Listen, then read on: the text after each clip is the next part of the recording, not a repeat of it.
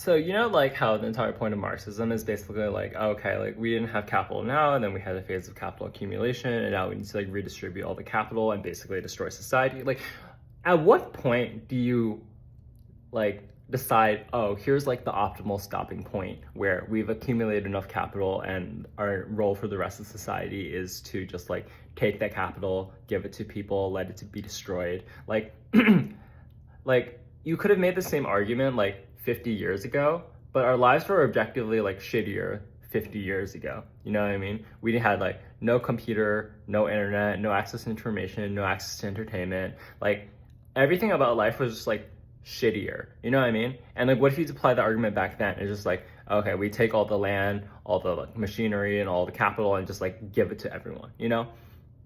Like then okay, society stops growing, we're stuck in the 1700s, like even like okay, the capital depreciates, but let's even just assume that like the standard of living remains the same. What about like all the people who are wishing for better standard of living, who want to grow as a society? Are you going to deny their freedom?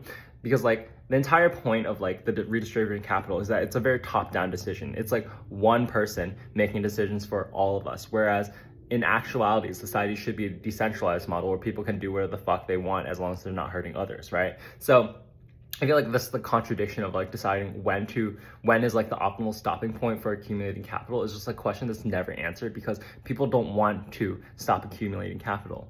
Capital creates abundance, and we are in a society where there's no optimal stopping point. We just want to keep on growing for there because there's always more abundance being created for all of us.